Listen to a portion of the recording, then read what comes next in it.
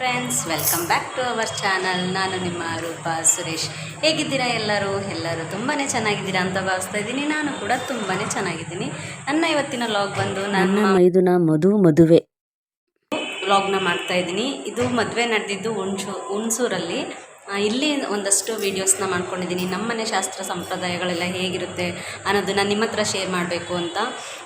So ಒಂದು ಸ್ವಲ್ಪ ಬಿಡುವು ಮಾಡಿಕೊಂಡು ನನ್ನ ವೀಡಿಯೋಸ್ನ ನೋಡಿ. ಇಷ್ಟ ಆದರೆ ಲೈಕ್ ಮಾಡಿ, ಶೇರ್ ಮಾಡಿ, ಸಬ್ಸ್ಕ್ರೈಬ್ ಮಾಡ್ಕೊಳ್ಳೋದನ್ನು ಮರಿಬೇಡಿ. ಹಾಗೆ ಯಾರೆಲ್ಲ ಆಲ್ರೆಡಿ ಸಬ್ಸ್ಕ್ರೈಬರ್ ಆಗಿದ್ದೀರೋ ದಯವಿಟ್ಟು ಪೂರ್ತಿ ವೀಡಿಯೋನ ನೋಡಿ, ಎಲ್ಲ ವೀಡಿಯೋಸನ್ನು ನೋಡಿ ಅಂತ ಹೇಳ್ತೀರಾ. ನನ್ನ ಇವತ್ತಿನ ವ್ಲಾಗ್ನ ಸ್ಟಾರ್ಟ್ ಮಾಡ್ತಾಯಿದ್ದೀನಿ. ಇದು ರಾತ್ರಿ 2 ಗಂಟೆ ಆಗಿತ್ತು. ಆವಾಗ ಶಾಸ್ತ್ರಗಳೆಲ್ಲ ಮುಗಿಸ್ಕೊಂಡು ನಾವು ಸಂಬಂಧ ಮಾಲೆ ಅಂತ ಹೇಳ್ತೀವಿ, ಅದನ್ನು ಬಿಲ್ಪತ್ರೆಯಿಂದ ಕಟ್ಟುವಂಥದ್ದು. ಹುಡುಗ ಹುಡುಗಿಗೆ ಹಾಕಿಸ್ತಾರೆ ಬೆಳಗ್ಗೆ ತಾರೆ ಕಟ್ಟೋ ಟೈಮಲ್ಲಿ. ಅದನ್ನು ಕಟ್ಟಿರಲಿಲ್ಲ, ಸೊ ಅದನ್ನು ಕಟ್ಬಿಟ್ಟು ಆಮೇಲೆ ಮಲ್ಕೊಳ್ಳೋಣ ಅಂತ ಹೇಳ್ಬಿಟ್ಟು ಕಟ್ತಾಯಿದ್ರು ಎಲ್ಲರೂ. ನಾವಿಬ್ಬರು ಮೇಲ್ಗಡೆ ಕೂತ್ಕೊಂಡಿದ್ವಿ. ಅದಕ್ಕೆ ಏನು ನೀವಿಬ್ಬರು ಸ್ಪೆಷಲ್ಲಾ, ನೀವಿಬ್ಬರು ಯೂಟ್ಯೂಬರ್ಸಾ, ಅದಕ್ಕೆ ಮೇಲೆ ಕೂತ್ಕೊಂಡಿದ್ದೀರಾ, ನಾವೆಲ್ಲ ಇಲ್ಲಿ ಕೆಲಸ ಮಾಡ್ತಿದ್ದೀವ ಅಂತ ಅಂದ್ಕೊಂಡು ಎಲ್ಲರೂ ರೇಗಿಸ್ತಾಯಿದ್ರು. ಸೊ ಹಾಗೆ ರೇಗಿಸ್ಕೊತ ಕಟ್ಟಿ ಮುಗಿಸಿದ್ವಿ ಅದನ್ನು. ಆ್ಯಂಡ್ ನನ್ನ ಪಕ್ಕ ಕೂತಿರೋದು ನಮ್ಮ ಅಕ್ಕ, ಅವರು ಕೂಡ ವ್ಲಾಗ್ನ ಮಾಡ್ತಾರೆ. ಶೈಲ ಸತೀಶ್ ಅಂತ ಹೇಳಿ ಇದೆ ಅವರ ಚಾನಲ್ ನೇಮು. ಸೊ ಯಾರಾದರೂ ನೋಡಿಲ್ಲ ಅಂತ ಹೇಳಿದ್ರೆ ನೋಡಿಬಿಟ್ಟು ಸಬ್ಸ್ಕ್ರೈಬ್ ಮಾಡ್ಕೊಳ್ಳಿ. ಅವ್ರದ್ದು ಕೂಡ ವ್ಲಾಗ್ಸ್ ಎಲ್ಲ ತುಂಬಾ ಚೆನ್ನಾಗಿ ಬರುತ್ತೆ. ನಾವೆಲ್ಲರೂ ಹೀಗೇ ಎಲ್ಲರೂ ಸೇರಿದ್ರೆ ಒಬ್ರಿಗೊಬ್ರು ಕಾಲು ಎಳ್ಕೊಂಡು ತಮಾಷೆ ಮಾಡಿಕೊಂಡು ರೇಗಿಸ್ಕೊಂಡು ಕೆಲಸನೂ ಮಾಡ್ತೀವಿ, ಜೊತೆಗೆ ಫನ್ನು ಕೂಡ ಮಾಡ್ತೀವಿ. ಸೊ ಮಾತಾಡ್ಕೊತ ಕೆಲಸ ಮಾಡೋ ಅಷ್ಟೊತ್ತಿಗೆ 2 ಗಂಟೆ ಆಯಿತು. ಸರಿ ಸ್ವಲ್ಪ ಹೊತ್ತು ಮಲ್ಕೊಳ್ಳೋಣ ಅಂತ ಅಂದ್ಕೊಂಡು ಹೋಗಿ ಡ್ರೆಸ್ ಚೇಂಜ್ ಮಾಡ್ಕೊಂಡು ಸ್ವಲ್ಪ ಹೊತ್ತು ಮಲ್ಕೊಂಡ್ವಿ. ಮತ್ತು ಬೆಳಗ್ಗೆ ಒಂದು 4-4:15ಗೆಲ್ಲ ನಮ್ಮ ಚಿಕ್ಕತ್ತೆ ಇದ್ದಾರೆ, ಇಲ್ಲಿ ಶಾಸ್ತ್ರ ಮಾಡ್ತಾಯಿದ್ದಾರೆ ನೋಡಿ, ಅವ್ರು ಬಂದು ಎಬ್ಬಿಸಿದ್ರು ಎಲ್ಲರನ್ನೂ, ಎದ್ದೇಳಿ ಅಂತ. ಸೊ ಎದ್ದು ಬಂದು ನೋಡಿದರೆ ಆಲ್ರೆಡಿ ಎಣ್ಣೆ ಶಾಸ್ತ್ರ ಸ್ಟಾರ್ಟ್ ಆಗಿತ್ತು. ಹಾಗಾಗಿ ಫಸ್ಟು ಹುಡುಗಿನ ಕೂರಿಸ್ಬಿಟ್ಟು, ಹುಡುಗಿ ಮತ್ತು ಹುಡುಗಿ ತಂದೆ ತಾಯಿನ ಕೂರಿಸಿ ಎಣ್ಣೆ ಶಾಸ್ತ್ರನ ಮಾಡ್ತಾಯಿದ್ದಾರೆ ನಮ್ಮ ಚಿಕ್ಕತ್ತೆ ಇಲ್ಲಿ. ಸೊ ಎಲ್ಲ ಒಂದು 5 ಜನ ಮುತ್ತೈದೆಯರು. ಹುಡುಗಿಗೆ, ಹುಡುಗಿ ತಂದೆ ತಾಯಿಗಿಬ್ರಿಗೂ ತಲೆಗೆ ಮತ್ತು ಕೆನ್ನೆ, ಕೈ, ಕಾಲು ಎಲ್ಲದಕ್ಕೂ ಅರಿಶಿನ ಹಚ್ಚಿ, ಎಣ್ಣೆ ಮತ್ತು ಅರಿಶಿಣ ಎರಡನ್ನೂ ಕೂಡ ಮಿಕ್ಸ್ ಮಾಡಿಕೊಂಡು ಹಚ್ಚಿ ಎಣ್ಣೆ ಶಾಸ್ತ್ರನ ಮಾಡ್ತಾರೆ. ಹುಡುಗಂಗೂ ಕೂಡ ಇದೇ ರೀತಿ ಮಾಡ್ತಾರೆ. ಸೊ ನಂದು ಹುಡುಗಂದು ಶಾಸ್ತ್ರ ಮಾಡುವಾಗ ಯಾವುದೇ ವೀಡಿಯೋ ಸಿಕ್ಕಿಲ್ಲ, ಹಂಗಾಗಿ ನನಗಿಲ್ಲಿ ಅದನ್ನು ಆ್ಯಡ್ ಮಾಡೋಕ್ಕಾಗಿಲ್ಲ. ಜಸ್ಟ್ ಹುಡುಗಿ ಕೂತಿರುವಾಗ ಒಂದು ವೀಡಿಯೋ ಮಾಡ್ಕೊಳಕ್ಕಾಯಿತು. ಸೊ ಇದನ್ನು ಮಾಡ್ಕೊಂಡ್ವಿ. ಇದೆಲ್ಲ ಆಗಿದ್ಮೇಲೆ ಅವರು ಸ್ನಾನ ಎಲ್ಲ ಮಾಡ್ಕೊಂಬರೋ ತನಕ ನಮಗೂ ಕೂಡ ಎಲ್ಲರಿಗೂ ರೆಡಿ ಆಗಲಿಕ್ಕೆ ಸ್ವಲ್ಪ ಟೈಮ್ ಇರುತ್ತೆ. ಸೊ ಇವರು 5 ಜನ ಮುತ್ತೈದೆಯರು ಶಾಸ್ತ್ರನ ಮಾಡ್ತಾಯಿದ್ದಾರೆ ಇವಾಗ.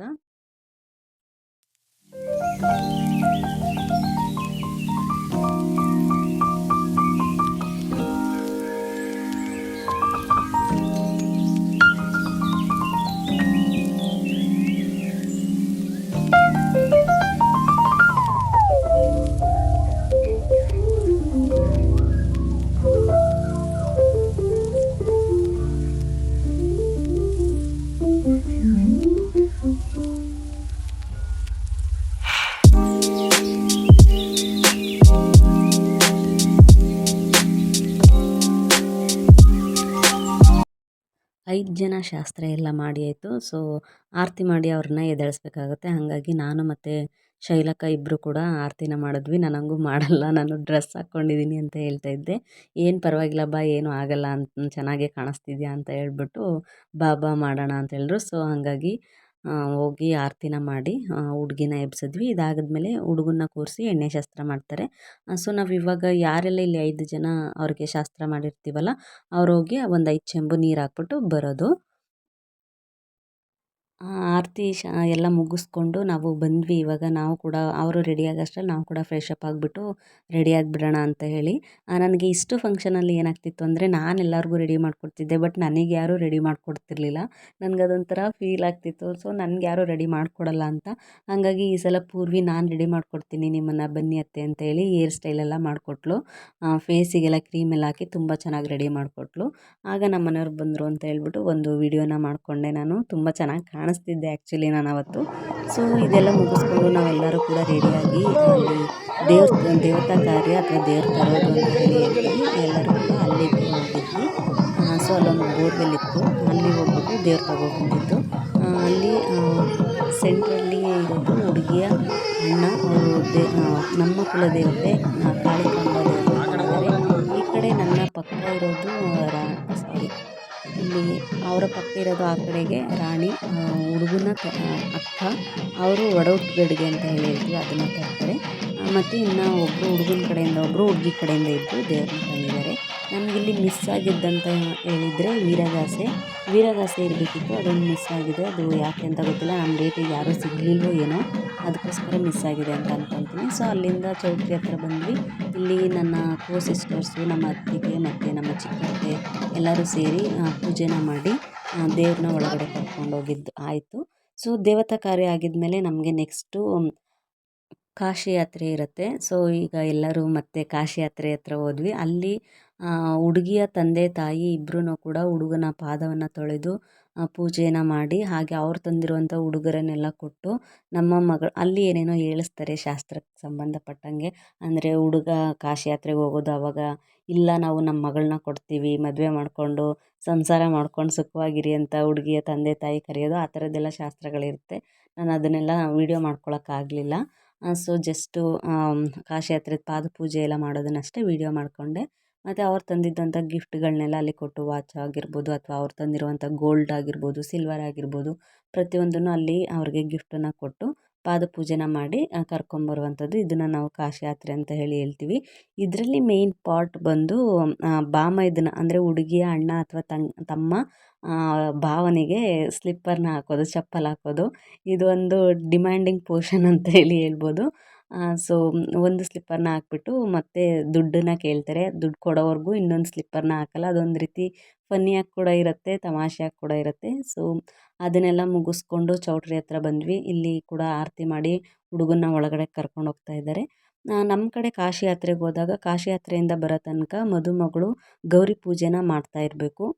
ಅಂದರೆ ಕೆಳಗಡೆ ಅಕ್ಕಿನ ಹಾಕಿ, ಅಕ್ಕಿ ಮೇಲೆ ಒಂದು ಬೆಲ್ಲನ ಇಟ್ಟು ಅರಿಶಿಣದಿಂದ ಮಾಡಿದ್ದಂಥ ಒಂದು ಗೌರಿಯ ಮೂರ್ತಿನ ಒಂದು ತಟ್ಟೆಯಲ್ಲಿ ಹಾಕಿ ಕೊಟ್ಟಿರ್ತಾರೆ.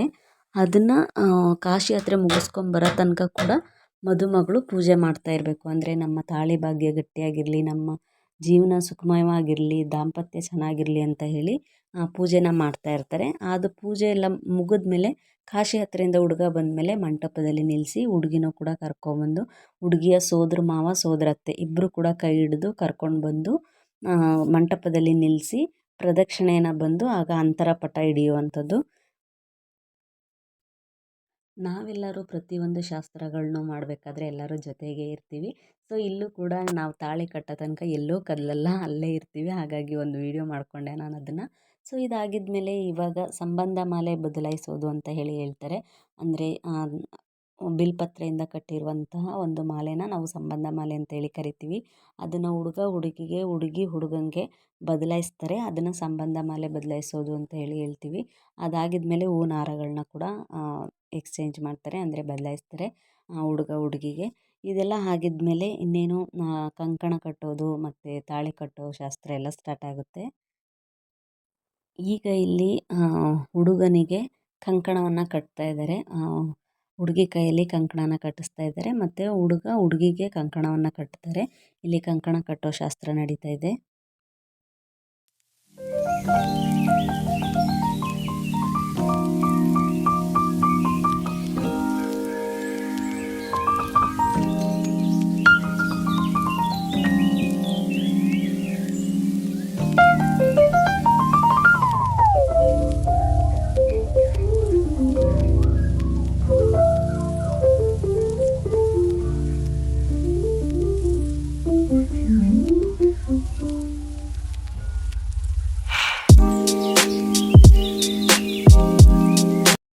ಕಂಕಣ ಕಟ್ಟಿ ಕಂಕಣ ಪೂಜೆ ಎಲ್ಲ ಆಯಿತು. ಈಗ ಮಾಂಗಲ್ಯ ಪೂಜೆ ನಡೀತಾ ಇದೆ. ಮಾಂಗಲ್ಯ ಪೂಜೆಗೆ ಎಲ್ಲ ರೆಡಿ ಮಾಡಿಕೊಂಡು ಮಾಂಗಲ್ಯ ಪೂಜೆಯನ್ನು ಮಾಡಿ ನಂತರ ಒಂದು 5 ಜನ ಅಥವಾ 9 ಜನ ಮುತ್ತೈದೆಯರ ಕೈಯಲ್ಲಿ ಅದನ್ನು ಮುಟ್ಟಿಸಿ ತಾಳಿನ ಕಟ್ಟಿಸ್ತಾರೆ. ತಾಳಿ ಕಟ್ಟೋಕ್ಕಿಂತ ಮುಂಚೆ ನಮ್ಮ ಕಡೆ ಹೆಂಗೆ ಅಂದರೆ ಒಂದು 5 ಜೋಡಿಗಳ ಕೈಯಲ್ಲಿ ಧಾರೆಯನ್ನು ಎರಸ್ತಾರೆ. ಅಂದರೆ ಹುಡುಗಿಯ ತಂದೆ ತಾಯಿ, ಹುಡುಗನ ತಂದೆ ತಾಯಿ, ಸೋದರ ಮಾವ, ಸೋದರತ್ತೆ, ಈ ರೀತಿ ಒಂದು 5 ಜೋಡಿ ಕೈಯಲ್ಲಿ ಹಾಲನ್ನು ಹಾಕಿ ಧಾರೆನ ಏರಿಸ್ತಾರೆ. ಅದಾಗಿದ್ದ ಮೇಲೆ ತಾಳಿನ ಎಲ್ಲರ ಕೈಯಲ್ಲೂ ಮುಟ್ಟಿಸಿ ಒಂದಷ್ಟು ಜನ ಮುತ್ತೈದೆಯರು, ಹಿರಿಯರು ಅವರುಗಳ ಕೈಯಲ್ಲೆಲ್ಲ ಒಂದು ಸ್ವಲ್ಪ ಮುಟ್ಟಿಸಿ ಅದಾಗಿದ್ದ ಮೇಲೆ ತಾಳಿ ಕಟ್ಟಿಸುವಂಥದ್ದು. ಸೊ ನಾನು ಇದನ್ನು ಶಾರ್ಟ್ಸಿಗೆ ಅಂತ ಹೇಳಿ ವಿಡಿಯೋ ಮಾಡ್ಕೊಂಡಿದ್ದೆ, ಹಾಗಾಗಿ ಈ ರೀತಿ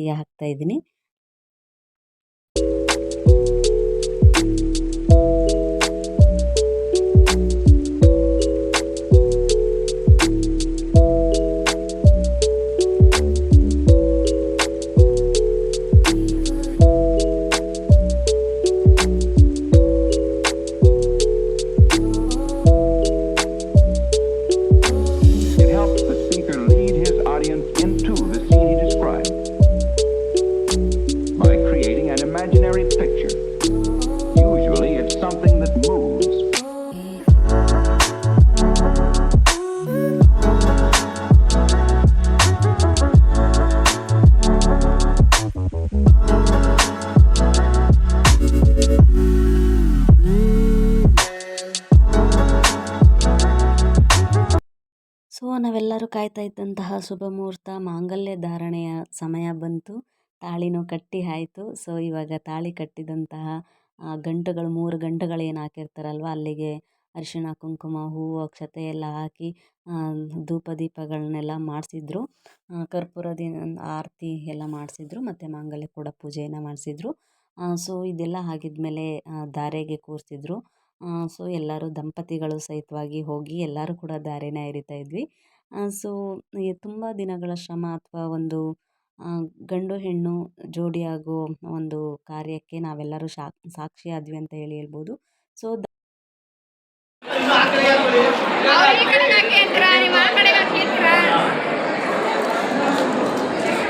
ಆ ಕಡೆ ಧಾರೆ ಆಗ್ತಾಯಿತ್ತು. ನಾವು ಈ ಕಡೆ ಸಪ್ತಪದಿಗೆ ರೆಡಿ ಮಾಡ್ಕೊಳ್ಳೋಣ ಅಂತ ಹೇಳ್ಬಿಟ್ಟು ನಾನು, ರಾಣಿ, ಜಯಶೀಲ, ದೀಪಿಕಾ, ಶೀಲಕ್ಕ ಎಲ್ಲರೂ ಕೂಡ ಸೇರಿ ಸಪ್ತಪದಿಗೆ ರೆಡಿ ಮಾಡ್ತಾಯಿದ್ವಿ.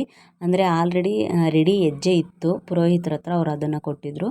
ಅದ್ರ ಜೊತೆಗೆ ನಾವು ಕಲರ್ ಅಕ್ಕಿನ ಮಾಡ್ಕೊಂಡು ಬಂದಿದ್ಲು ರಾಣಿ ಮನೆಯಿಂದನೇ. ಸೊ ಅದನ್ನು ಹಾಕಿ ಡೆಕೋರೇಟ್ ಮಾಡೋಣ ಅಂತ ಹೇಳಿಬಿಟ್ಟು ಅದನ್ನು ಎಲ್ಲರೂ ಎಲ್ಪ್ ಮಾಡಿದ್ವಿ. ಸೊ ಎಲ್ಲರೂ ಸೇರಿಕೊಂಡು ಫುಲ್ಲು ಸಪ್ತಪದಿಗೆ ಡೆಕೋರೇಷನ್ ಮಾಡಿದ್ವಿ. ಆವಾಗ ಒಬ್ರು ಆ ಕಡೆ ಮಾಡಿ ಅಂತ ಹೇಳ್ತಿದ್ರು, ಒಬ್ರು ಈ ಕಡೆ ಮಾಡಿ ಅಂತ ಹೇಳ್ತಿದ್ರು. ಆವಾಗ ರಾಣಿ ರೇಗಾಡ್ತಾಯಿದ್ಲು, ಒಬ್ರು ಆ ಕಡೆ ಮಾಡಿ ಅಂತೀರ, ಒಬ್ರು ಈ ಕಡೆ ಮಾಡಿ ಅಂತೀರ, ಎಲ್ಲಿ ಮಾಡಬೇಕು ನಾವು ಅಂತೇಳಿ ರೇಗಾಡ್ತಾಯಿದ್ಲು. ಸೊ ಇದನ್ನೆಲ್ಲ ಮಾಡ್ತಾ ಸ್ವಲ್ಪ ಹಾಗೆ ಮಾತಾಡ್ಕೊತ, ಅಂದರೆ ಹೆಂಗಾಗುತ್ತೆ ಅಂದರೆ ನಾವೆಲ್ಲ ಮದುವೆ ಆಗುವಾಗ ಇದೆಲ್ಲ ಇರಲಿಲ್ಲ. ನಮ್ಗೆ ಆವಾಗ ಜಸ್ಟ್ ಒಂದು ಹೋಮಕುಂಡದಲ್ಲಿ ಬೆಂಕಿ ಹಾಕ್ಬಿಟ್ಟು ಒಂದು 7 ಸುತ್ತು ಸುತ್ತಿಸ್ಬಿಟ್ಟು ಸಪ್ತಪದಿ ಆಯಿತು ಅಂತ ಹೇಳ್ಬಿಡ್ತಿದ್ರು. ಈ ರೀತಿ ಎಲ್ಲ ಏನು ಇರಲಿಲ್ಲ ಆವಾಗ. ಸೊ ಇವಾಗ ಅದೆಲ್ಲ ಟ್ರೆಂಡಿಂಗ್ ಇದೆಯಲ್ವ. ಸೊ ನಮಗಂತೂ ಆಗಲಿಲ್ಲ ಇವಾಗಿನ ಕಾಲದಲ್ಲಿ ಆಗೋರಾದರೂ ಮದುವೆಯಲ್ಲಿ ಈ ಥರ ಎಲ್ಲ ಮಾಡ್ಕೊಳ್ಳಿ ಅನ್ನೋ ಕಾರಣಕ್ಕೆ ನಾವು ಕೂಡ ಫುಲ್ ಜೋಶಿಂದನೇ ಇದನ್ನೆಲ್ಲ ರೆಡಿ ಮಾಡಿದ್ವಿ.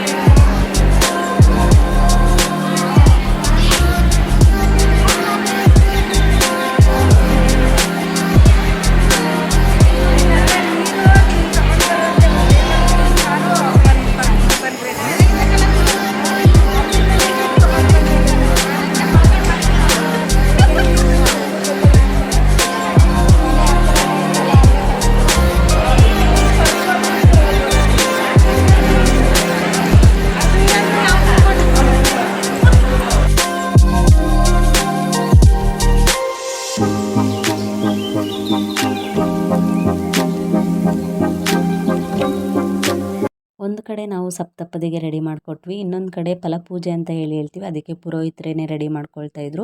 ಒಂದು ಕಡೆ ಧಾರೆ ಆಗ್ತಾ ಇತ್ತು. ಹಿಂಗೂ ಉಂಟೆ ದುಡ್ಡು ಹುಡುಕ್ತಾರೆ ಕಾಸಲ್ಲಿ, ಹಾಲ್ ಒಳಗಡೆ ದುಡ್ಡು ಹುಡುಕ್ತಾ ಇದ್ದಾರೆ. ಲೆಕ್ಕ ಹಾಕೊಂಡು ಆಗ್ತದೆ ಏನೋ.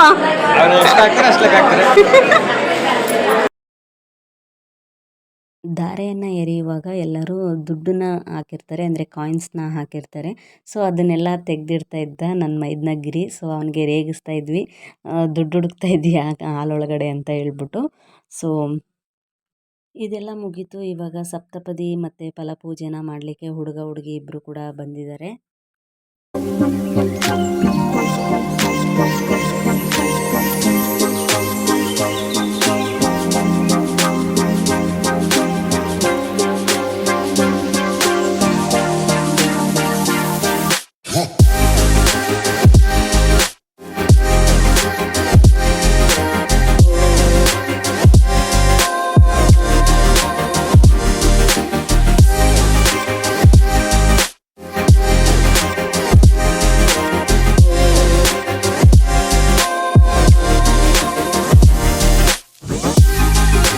ಸೊ ಸಪ್ತಪದಿ ಎಲ್ಲ ಆಗಿದ್ಮೇಲೆ ಅರುಂಧತಿ ನಕ್ಷತ್ರ ತೋರಿಸೋದು ಮತ್ತು ಬಾಗಿನ ಕೊಡಿಸೋದು ಮತ್ತು ನಾಗೋಲೆ ತಾಲಿ ಕಟ್ಸೋದು ಇದೆಲ್ಲ ಇತ್ತು.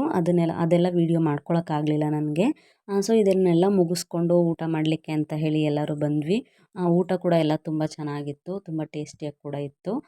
ಊಟ ಎಲ್ಲ ಮುಗಿಸ್ಕೊಂಡು ಒಂದು 10 ನಿಮಿಷ ರೆಸ್ಟ್ ಮಾಡೋಣ ಅಂತ ಹೇಳಿ ರೂಮಿಗೆ ಹೋಗಿದ್ವಿ. ಆವಾಗ ನೋಡಿ ವೀಡಿಯೋ ಮಾಡಿರೋದು ನಮ್ಮನ್ನು ನಾವು ಮಲ್ಕೊಂಡಿರುವಾಗ. ನಾನು ಮತ್ತು ನಮ್ಮ ಅಕ್ಕ ಇಬ್ಬರು ಸುಮ್ಮನೆ ಹಂಗೆ ಮಲಗಿದ್ವಿ. ಆವಾಗೊಂದು ವೀಡಿಯೋ ಮಾಡಿದ್ದಾರೆ. ಸೊ ಡ್ರೆಸ್ ಚೇಂಜ್ ಎಲ್ಲ ಮಾಡಿಕೊಂಡು ಮತ್ತೆ ಹೊರಡೋದು ಅಂತ ಅಂದ್ಕೊಂಡ್ವಿ. ಆ ರಿಸೆಪ್ಷನ್ದೆಲ್ಲ ನನಗೆ ಯಾವುದೇ ಫೋಟೋ ತೆಗಿಯೋಕ್ಕಾಗಲಿಲ್ಲ. ಅಂದರೆ ಫೋನು ಸ್ವಿಚ್ ಆಫ್ ಆಗಿಬಿಟ್ಟಿತ್ತು. ಮತ್ತು ನಮಗೆ ತೆಗಿಯೋಕ್ಕೆ ಕೂಡ ಆಗಲಿಲ್ಲ. ಹುಣಸೂರಲ್ಲಿ ಮದುವೆ ಇದ್ದಿದ್ದರಿಂದ ನಾವು ಮೈಸೂರಿಗೆ ಬರಬೇಕಿತ್ತು. ಟೈಮ್ ಆಗುತ್ತೆ ಅಂತ ಹೇಳಿ ಊಟ ಮುಗಿಸ್ಕೊಂಡು ಹೊರಟ್ಬಿಟ್ವಿ. ಸೊ ನನ್ನ ಮೈದುನನ ಮದುವೆಯಲ್ಲಿ ನಾವು ಮಾಡಿದಂಥ ಫನ್ನು, ಎಂಜಾಯ್ಮೆಂಟು ಮತ್ತು ಶಾಸ್ತ್ರಗಳು ಇದೆಲ್ಲ ನಿಮಗೆ ಹೇಗೆ ಅನ್ನಿಸ್ತು? ನಿಮ್ಮ ಕಡೆ ಎಲ್ಲ ಯಾವ ರೀತಿ ಮಾಡ್ತೀರಾ ಅಂತ ಅನ್ನೋದನ್ನು ನನಗೆ ಕಮೆಂಟ್ನ ಮುಖಾಂತರ ತಿಳಿಸಿ. ಮತ್ತು ನನ್ನ ಇವತ್ತಿನ ಈ ವಿಡಿಯೋ ನಿಮಗೆ ಇಷ್ಟ ಆಯಿತು ಅಂತ ಭಾವಿಸ್ತೀನಿ. ನಾವು ಎಂಜಾಯ್ ಮಾಡಿದ್ದನ್ನು ಕೂಡ ನೀವು ಕೂಡ ಎಂಜಾಯ್ ಮಾಡಿದ್ರಿ ಅಂತ ಅಂದ್ಕೊಳ್ತೀನಿ. ಇಷ್ಟ ಆಗಿದರೆ ನಿಮ್ಮ ಫ್ರೆಂಡ್ಸ್ ಆ್ಯಂಡ್ ಫ್ಯಾಮಿಲಿಗೆ ಶೇರ್ನ ಮಾಡಿ ವಿಡಿಯೋ. ಜೊತೆಗೆ ಒಂದು ಲೈಕ್ ಕೊಡೋದನ್ನು ಮರಿಬೇಡಿ. ಹಾಗೆ ಇವ್ರದ್ದು ಆರ್ತಕ್ಷತೆ ಕೂಡ ನಡೀತು. ಅದ್ರದ್ದು ನನಗೆ ತುಂಬ ಬೇಜಾರಿನ ವಿಷಯ ಏನಂದರೆ, ನಾನು ವೀಡಿಯೋಸ್ ಎಲ್ಲ ಮಾಡ್ಕೊಂಡಿದ್ದೆ. ಬಟ್ ಅದನ್ನು ವೀಡಿಯೋ ಎಡಿಟಿಂಗ್ ಕೂಡ ಮಾಡಿದ್ದೆ. ಬೇರೆ ಏನೋ ಡಿಲೀಟ್ ಮಾಡೋ ಟೈಮಲ್ಲಿ ಗೊತ್ತಿಲ್ಲದೆ ಇವರ ಆರ್ತಕ್ಷತೆ ವೀಡಿಯೋ ಕೂಡ ಡಿಲೀಟ್ ಆಗಿಬಿಟ್ಟಿದೆ. ಸೊ ನನಗದು ತುಂಬಾ ಬೇಜಾರಾಯಿತು. ಆ್ಯಕ್ಚುಲಿ ನಾನು ಅದನ್ನು 30 ನಿಮಿಷ ಡ್ಯೂರೇಷನ್ ಬರೋ ಥರ ನಾನು ವೀಡಿಯೋ ಸೆಟ್ಟಿಂಗ್ ಮಾಡಿದ್ದೆ. ಆ ವಿಡಿಯೋದಲ್ಲಿ ನಮ್ಮದು ತುಂಬಾ ಫನ್ ವೀಡಿಯೋಸ್ ಎಲ್ಲ ಇತ್ತು. ಅಂದರೆ ನಮ್ಮ ಹಸ್ಬೆಂಡ್ಸು ನಮಗೆ ಪ್ರಪೋಸ್ ಎಲ್ಲ ಮಾಡಿದರು. ಅಂದರೆ ನಮ್ಮ ಅಕ್ಕಂದ್ರಿಗೆ, ನನ್ನ ಸಿಸ್ಟರ್ಸಿಗೆ, ನನಗೆ, ನಮ್ಮ ಮನೆಯವರು, ನಮ್ಮ ಅತ್ತಿಗೆಯವ್ರ ಹಸ್ಬೆಂಡ್ಸು ಎಲ್ಲರೂ ಕೂಡ ಪ್ರಪೋಸ್ ಮಾಡಿದಂಥ ವೀಡಿಯೋಗಳೆಲ್ಲ ಇತ್ತು. ತುಂಬ ಎಂಜಾಯ್ ಮಾಡಿದಂಥ ವೀಡಿಯೋಗಳೆಲ್ಲ ಇತ್ತು. ಆರ್ಕೆಸ್ಟ್ರಾದು ತುಂಬ ಫನ್ ವೀಡಿಯೋಸ್ ಎಲ್ಲ ಇತ್ತು. ಬಟ್ ಅದು ನನಗೆ ವೀಡಿಯೋ ಮಿಸ್ ಆಗಿಬಿಟ್ಟಿದೆ. ಅದರದ್ದು ಒಂದಷ್ಟು ಫೋಟೋಸ್ ಮಾತ್ರ ಇತ್ತು. ಅದಷ್ಟನ್ನು ನಾನಿಲ್ಲಿ ಆ್ಯಡ್ ಮಾಡಿದ್ದೀನಿ, ರಿಸೆಪ್ಷನ್ ಫೋಟೋಸು. ಸೊ ಇದಿಷ್ಟು ನನ್ನ ಇವತ್ತಿನ ವ್ಲಾಗ್ ಆಗಿತ್ತು. ಐ ಹೋಪ್ ನಿಮಗೆಲ್ಲರಿಗೂ ಇಷ್ಟ ಆಗಿರುತ್ತೆ ಅಂತ ಭಾವಿಸ್ತೀನಿ. ಇಷ್ಟ ಆಗಿದರೆ ಪ್ಲೀಸ್ ಲೈಕ್, ಶೇರ್, ಕಮೆಂಟನ್ನು ಮಾಡಿ ಅಂತ ಹೇಳ್ತಾ, ಹಾಗೆ ಸಬ್ಸ್ಕ್ರೈಬ್ ಮಾಡಿಕೊಂಡು ನೋಡಿ ಅಂತ ಹೇಳ್ತಾ, thank you for watching friends. Bye, take care.